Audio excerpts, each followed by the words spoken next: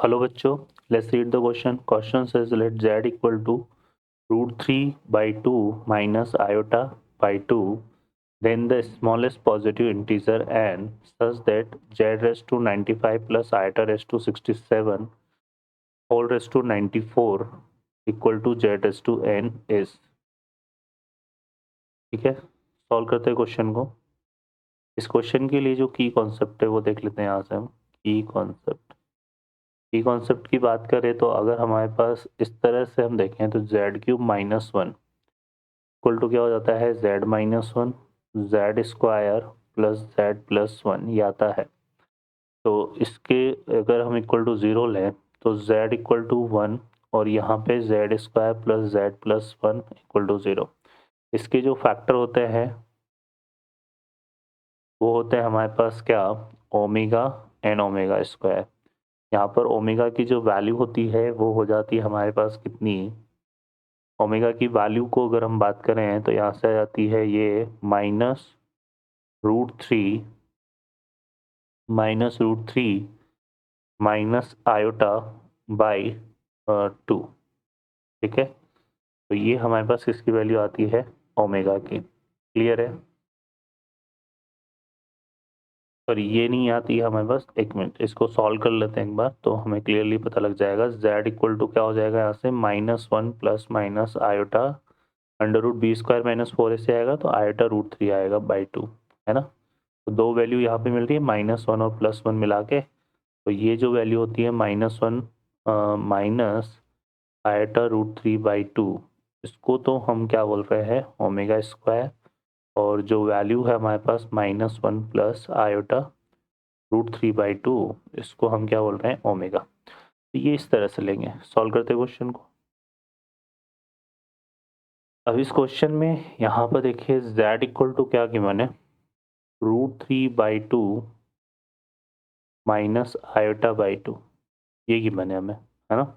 इसको अगर हम देखें तो इसमें से हम क्या करते हैं √3 को कॉमन ले लेते हैं। तो ये कितना आएगा, यहाँ पे आएगा 1 माइनस, और ये हो जाएगा हमारे पास यहाँ से देखो, या फिर हम एक काम करते हैं इसमें, ये तो √3 बाई 2 हो गया, है ना। यहाँ पे हम एक काम ये करते हैं, इसमें जो है हम आयोटा माइनस आयोटा कॉमन ले लेते हैं। माइनस आयोटा कॉमन लेंगे तो यहाँ पर क्या होगा, इसमें हमारे पास क्या बचेगा, यहाँ से आएगा -√3 बाई 2 आयोटा। ठीक है, और ये कितना हो जाएगा, माइनस आयोटा हमने कॉमन लिया तो प्लस का 1/2 आ जाएगा। ठीक है, ये आ जाएगा। अब इसको आयोटा से डिवाइड मल्टीप्लाई अगर हम कर दें तो ये तो हो गया माइनस आयोटा, आयोटा से डिवाइड मल्टीप्लाई करेंगे तो ये आएगा माइनस आयोटा √3 अपॉन, ये कितना हो जाएगा हमारे पास 2 आयोटा स्क्वायर ना, 2 आयोटा स्क्वायर। ठीक है, तो ये आ जाएगा, और ये हो जाएगा हमारे पास कितना, प्लस का 1/2। आयोटा स्क्वायर की वैल्यू -1 होती है, -1 से -1 कैंसिल हो जाएगा तो ये हो जाएगा माइनस आयोटा, और ये हो जाएगा हमारे पास आयोटा √3 बाई 2 प्लस 1/2। ठीक है, तो यहाँ से जो z की वैल्यू है वो हमारे पास कितनी आ गई, माइनस, अगर आयोटा को माइनस को मल्टीप्लाई कर दूँ तो -1 माइनस आयोटा √3 बाई 2 ये आ रही है। और इसको हमने क्या लिया है यहाँ पर, इसको लिया है हमने यहाँ पे ओमेगा स्क्वायर। तो ये हो जाएगा z इक्वल टू कितना आ गया, minus iota iota omega square. ठीक है, ये हमने ले लिया तो ये आ जाएगा हमारे पास z equal to iota omega square आ गया। अब यहाँ से जो देखो, एक तो रिजल्ट होता है हमारे पास ओमेगा क्यूब की वैल्यू कितनी होती है, 1 होती है। ठीक है ना, ओमेगा क्यूब किसके इक्वल होता है, 1 के इक्वल होता है। तो ये हमें यहाँ पर लेकर चलना है एक तो, है ना, क्योंकि z इक्वल टू 1 है और ओमेगा इसको भी सेटिस्फाई करेगा तो ओमेगा क्यूब की वैल्यू 1 आएगी। ठीक है, तो वो चीज़ हमें यहाँ पे लेकर चलनी है। तो यहाँ से अगर हम देखेंगे, अब इसको यहाँ पर पुट करते हैं तो ये क्या बन रहा है हमारे पास, देखो ये बन जाएगा, क्या है हमारे पास, z raise to 95 plus iota raise to 61 iota raise to 67 whole raise to 94। Equal to z s to n, ये गिवन है ना। तो सॉल्व करते हैं। यहाँ से देखो जेड एस टू 95 का मतलब क्या हो गया, क्या आएगा iota omega square whole raise to 95 plus iota raise to 67 whole raise to 94 equal to z s to n. ठीक है, ये आ जाएगा हमारे पास। अब ये क्या हो गया, iota raise to 95 into omega, और ये 2 5 से कितना हो गया 10, है ना। 2 5 से कितना हो गया हमारे पास 10, और 9 2 ज़ा 18, 190 हो जाएगा 190 plus iota raise to 67 whole raise to 94 equal to z raise to n. अब 95 को अगर देखें तो इसको 4 से डिवाइड कर लेते हैं, तो ये बनेगा आयोटा 4 का अगर मल्टीप्लाई है तो ये हो गया 4 2 ज़ा 8, है ना, 4 3 ज़ा 12, और उसके बाद कितना बचेगा 12, 15 है तो 12 बचेगा तो 3 आ जाएगा, तो यहाँ से बच जाएगा आयोटा क्यूब। ठीक है, ये आ जाएगा।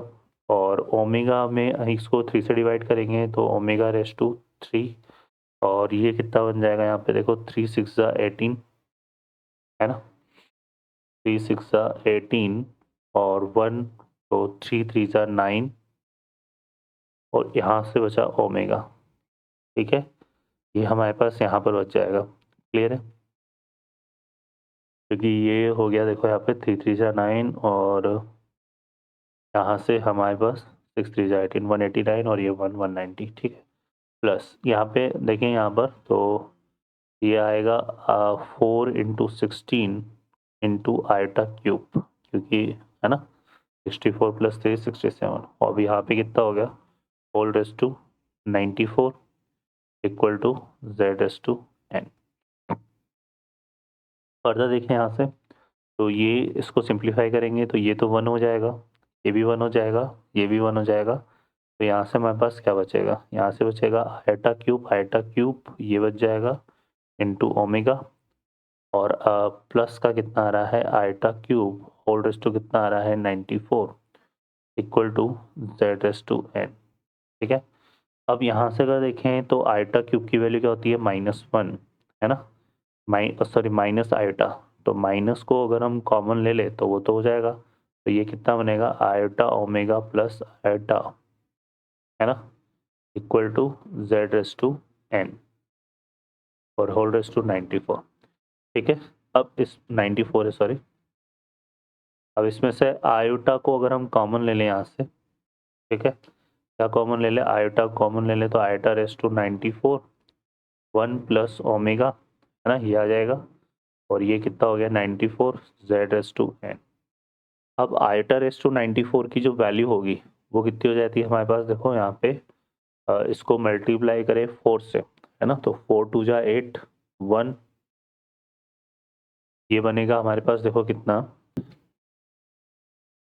ये हमारे पास बनेगा आयोटा रेस टू 4 इंटू, यहाँ पे आएगा 4 2 ज़ा 8 और फिर 1, तो 4 3 ज़ा 12, और फिर यहाँ पे क्या बचा आयोटा स्क्वायर, क्लियर है, इंटू 1 प्लस ओमेगा, देखो ये रिजल्ट होगा हमारे पास 1 plus omega square equal to 0, तो 1 प्लस ओमेगा स्क्वायर होगा minus omega square whole raise to 94 equal to z raise to n. अब यहाँ से देखेंगे तो ये तो हमारे पास क्या हो गया 1 हो जाएगा, आयोटा स्क्वायर की वैल्यू -1 हो जाएगी, तो ये -1 आ गया, और इसको अगर हम देखें तो ये क्या हो गया ओमेगा रेस टू 94 टू जा तो 4 2 ज़ा 8, है ना, और यहाँ से आ जाएगा 2 4 2 ज़ा तो 8 हो गया ये, ठीक है, और यहाँ से 9 2 ज़ा 18, तो ये 188 आएगा equal to z raise to n. अब इसमें अगर हम देखें यहाँ से तो क्या होगा, ये हो जाएगा -1, और इसको अगर हम देखेंगे 3 से करते हैं तो ओमेगा 3, तो यहाँ पे आ गया हमारे पास देखो 6 3 ज़ा 18, ठीक है ना, और ये आ जाएगा हमारे पास 3 2 ज़ा 6, है ना, तो ये आ जाएगा, फिर यहाँ से क्या बचेगा ओमेगा स्क्वायर, है ना, क्योंकि 2 बचेगा तो ओमेगा स्क्वायर बच जाएगा, और इक्वल टू क्या आ रहा है z⁻n। क्लियर है। अब ये इसको सॉल्व करते हैं यहाँ से हम, तो ये हमारे पास क्या हो गया।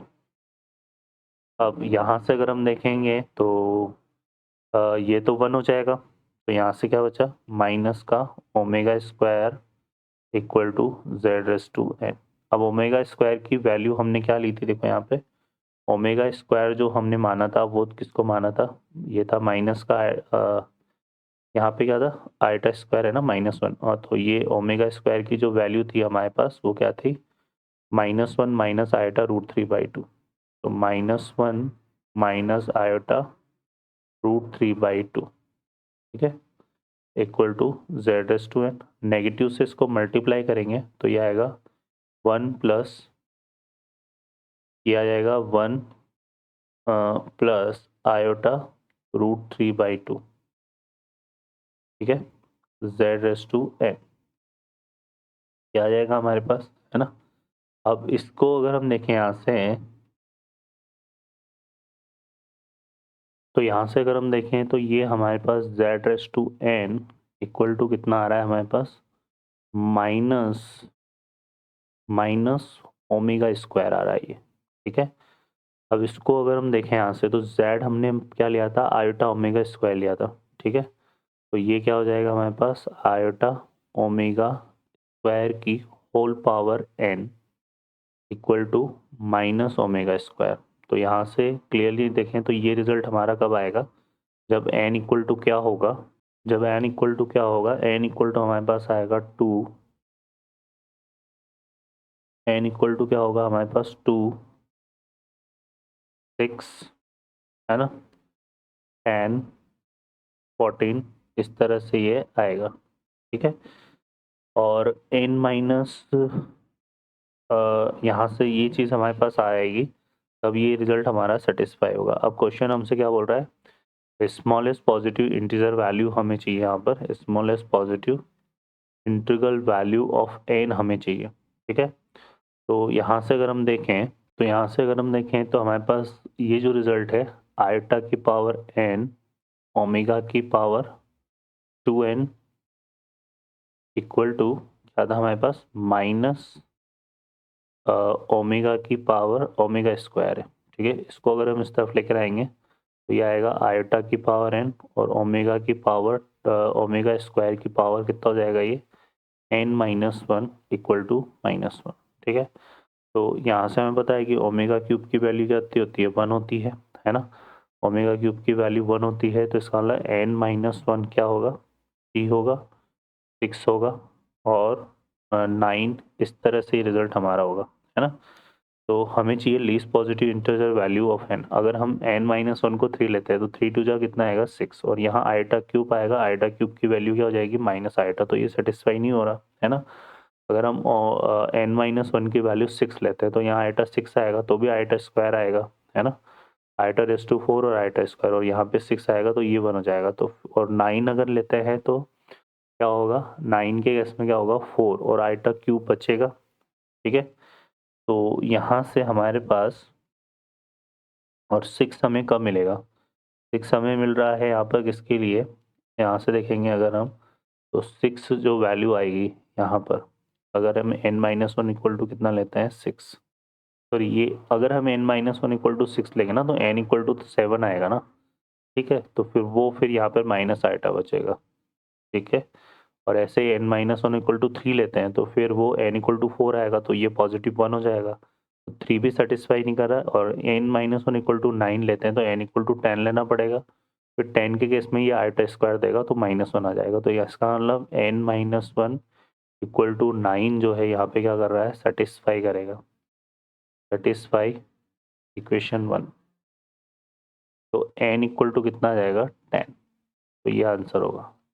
ओके बच्चों, I hope you understand well, best of luck, thank you. Option भी हम देख लेते हैं इसमें, तो वो हमारा ऑप्शन जो है करेक्ट हो जाएगा डी ऑप्शन।